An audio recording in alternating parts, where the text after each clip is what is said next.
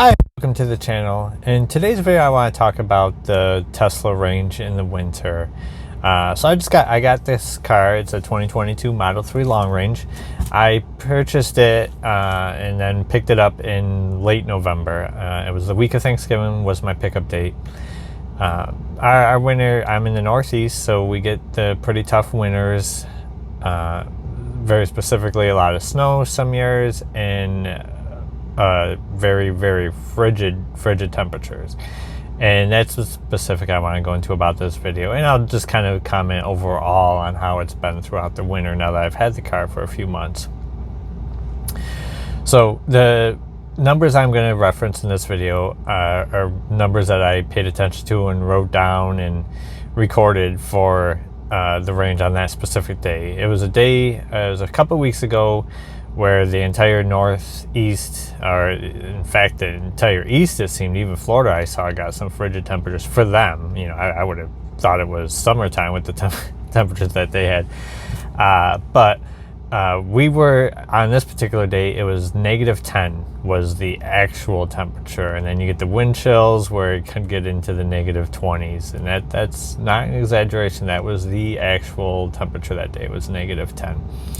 So on this particular day, we had to take a trip, and I charged the car, and this was the first time I did it. I charged it to 100% the night before. That wasn't a super far trip. It was a little over 2-hour drive. In fact, I will put it into my navigation system right now so that I can tell you how far the exact mileage is. Okay, so it's 121 miles. All right, so our trip one way was 121 miles. I charged the car to 100%. I did warm the car up ahead of time, so that probably did use some power. So when I got in the vehicle and started driving, the range was 354 miles. Now, mind you, like I said, we were driving 181 miles, or 121 miles. Yeah, that'd be a big difference. So yeah, 121 miles. When we had gotten to our destination, we had 138 miles left. So it used a little over 200 miles. Looks like about 220.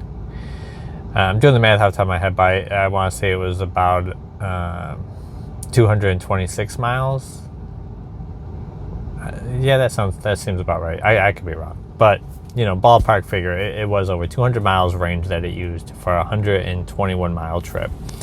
We did have the heat on the whole time, so that's important to remember. Heated seats were probably on half the time, maybe even the full time. I know a lot of people mention to use your heated seat more than the car heat. And honestly, it was a frigid day. We just wanted to be warm. I didn't care whether it was the heated seat or the heater. They both might have been on the entire trip. So we started 354, drove 121 miles, and when we got there was 138 miles left. Now, to drive home, we were thinking of stopping at a supercharger, which was about 70-something miles away from where we were. So kind of an in-between for us. Plus, we knew the area. There's some restaurants in the area. We could have just grabbed food, charged up while we ate. The car, even though it said 138 miles left, it would not have made it to the charger with enough charge. It said we would have been in the negative. So we ended up having to charge 42 miles away, I believe it was. It was upper 30s, very low 40s, not more than 45 miles away. So we had to drive there, and what it estimated us to have in range when we got there was about 30 something, I want to say. I didn't write down what it estimated us as. I wrote down what we had. So we have about a 40-mile drive from our destination to the supercharger on the way home. That when we arrived at the supercharger, we had 42 miles left. So we were told we would have 138, or not told, I'm sorry. We had a 138 mile range when we were at our destination, left on the vehicle. We drove 40 something miles, and when we got there we only had 42 miles left on range. So it used just under 100 miles range for about a 40 mile trip. So a little more than double. And then we fully charged it there, and we were able to drive complete straight through home from there. And from there to home, I'm going to put it in now just so I have that.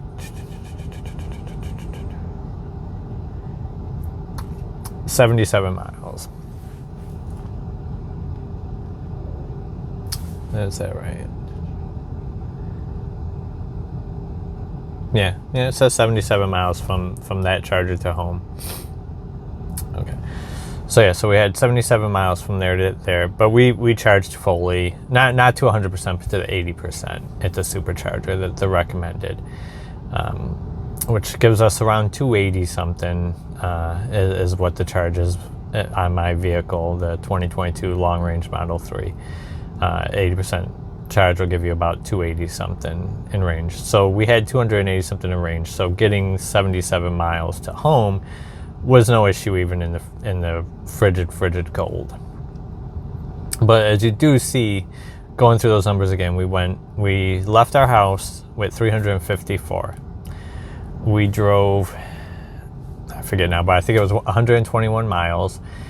But it used, say 354 minus 121 would be 233. So I used 233 miles for a 121 mile drive.